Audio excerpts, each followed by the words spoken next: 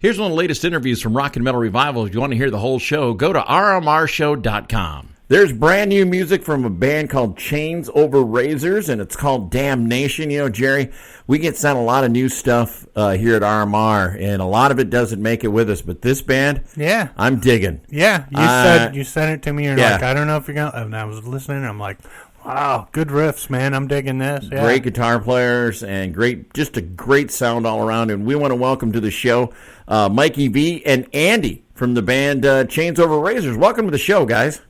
Hey, thank you for having us. Right on, guys. Thank you. You bet. And hey, you guys, for our listeners out there who aren't familiar with the band, tell us a little bit of history about Chains Over Razors. Want to go for it, Andy? I think, yeah, no problem. So basically, we're a three-piece band. My brother and I got together with our singer. We all used to be in a previous band and decided to come together and just start working on new material. And Carmine got involved, our producer, with the group while we were recording. And he just heard how heavy the guitars were sounding with the drums pounding. So he decided that, you know, we don't need a bass player. We can stay as a three-piece. So as we began recording the songs, the album just started evolving. It just got more aggressive. It just got heavier and heavier. The drums got more bombastic along with the guitars constantly jumping in and out. And that's where we're born. And then with the actual band name, that was actually based off of a show we were watching. It was like a taboo show with people hanging themselves from chains, and we see them hanging over like razors, nails, glass. It was all about scarring and taboo stuff, so it was pretty crazy. So, you know, by accident, you know, we thought Chains Over Razors was a cool band name, and that's like a Clifton's version of how everything came about. Well, I just think it's kind of cool how you just dropped that name. Our producer, Carmine, you know, like, you know, it is Carmine. It's just a normal guy down the street who's our producer. Tell him who Carmine is. Yeah. Our producer is Carmine Appice, legend drummer. Yeah, let me clarify. We talk to him as, like, you know, our brother, as our friend, you know, and that's how we always refer to him. So to us, we just say Carmine, and sometimes I have to keep on, you know, remind myself, you know, I have to say first and last name. Well, you guys are kind of young, but I was trying to explain to Jerry that it wasn't the big ragu from Laverne and Shirley. It wasn't that Carmine. I was like, wow, you know, I mean. Now, the famous Carmine. Yeah, that one. So, now, how did you get involved with Carmine Appice? Well, when it's this is Mikey V here, and when we were going in with the idea of recording a record, and we didn't have a full concept, like my brother was saying, where we're going. We had some ideas laid out, and we wanted a producer. From past experience, when you're writing and then rehearsing before you go in the studio, you kind of get immune to the songs, and you're just used to it. And when going in with this record, we were actually we were writing it and recording it at the same time, so it was very spontaneous. And he was there to guide us and open up and open us up to a wide variety of creativity, and not just, okay, hey, we want to do this type of style. Just let it evolve naturally, and just pushing us past our comfort zone. So when we reached out to our agent and said, hey, we want a producer, he suggested, well, how about Carmine Appice? And we're like, what? No way. This guy's going to want to work with us? Kidding me? This guy's a legend. I mean, he's played with everybody and written hits with everybody you could think of. And then we get a call back like a couple weeks later, and he even called my phone and was like, hey, dude, I heard some of your stuff. He's like, I'm all in. And I was like, what? No way. I just saw you on that metal show a week ago. Wow. Yeah. So, and I was just like, this is blowing my mind. And then our singer, Franco, who's a Montreal native, flew out and met him in Manhattan, and they sat down for like 4 or 5 hours just discussing our ideas of what we wanted to do. And, you know, our basis was we want it to rage. We want it to be always moving, melodic, telling stories, but, you know, that was all we had. And he was like, let's do this. And my brother and I then drove out to New York and then we went to a studio in New Jersey and just started hacking away and just making it happen. You know, recording was always on, whether we weren't recording or not, because we wanted to capture that old school idea of the moment, and you never know what's going to happen. Yeah.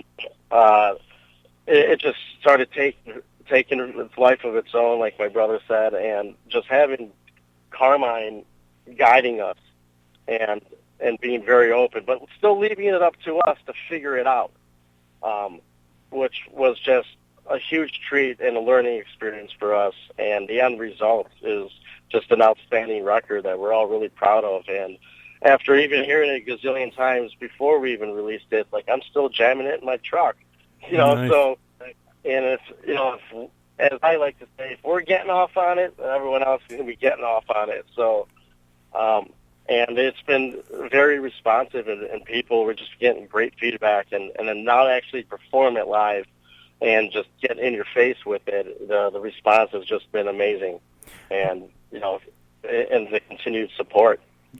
You got a really big sound, too, for just a guitar. I mean, is it a 6, 7 string, 8 string, 6 string? What are you playing? It's a custom 7-string that I had built by Kurt Wilson Guitars, and the tuning I'm in is, as some of my friends tell me, is kind of Celtic.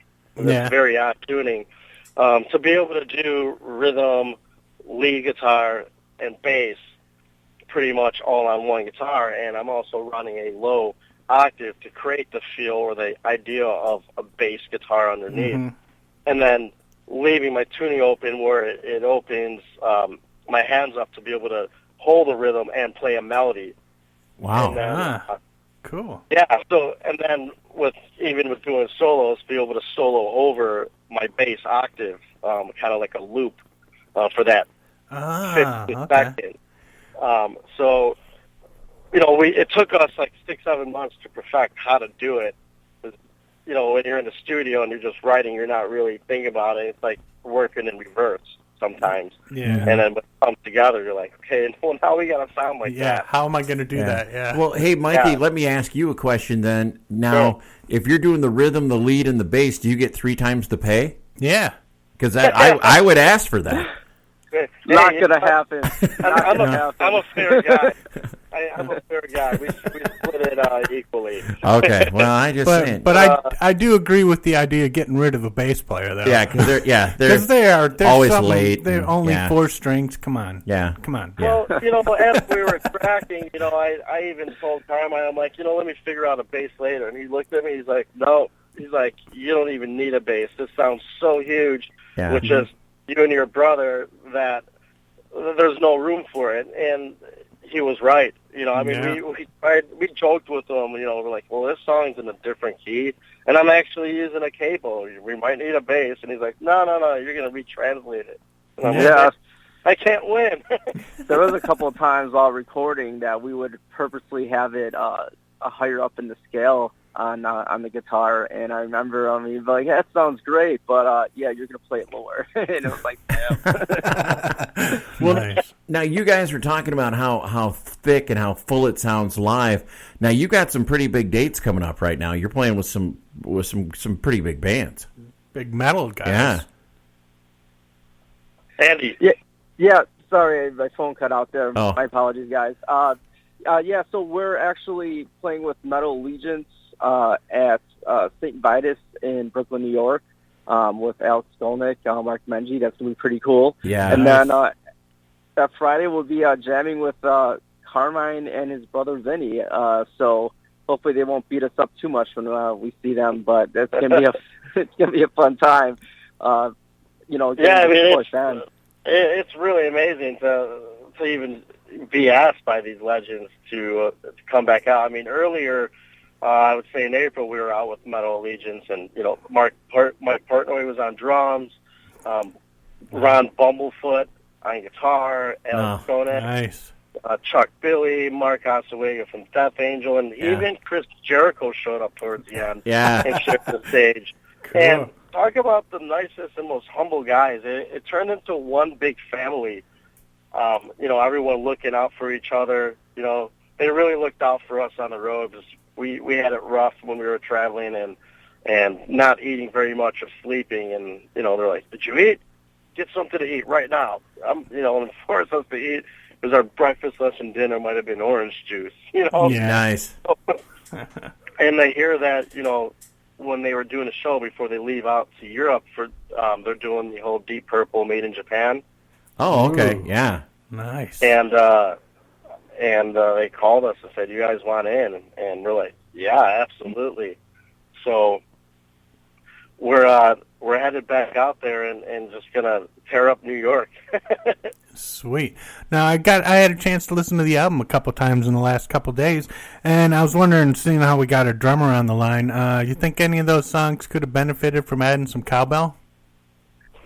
Dude, you can never have enough cowbell, but I was outlawed from actually using the cowbell. Oh, because it would take away from the guitars. It would overshine everything. And Yeah. then I would be like, well, who needs a bass player or a guitarist? Yeah, All we need is a cowbell. Well, to get that record to number one here in Wisconsin, you need cowbell. Yeah, you got to over.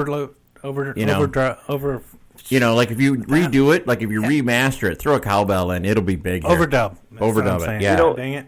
You know what that means? That means on the next record, it's going to be about 12 songs about doing cowbell 12 different ways.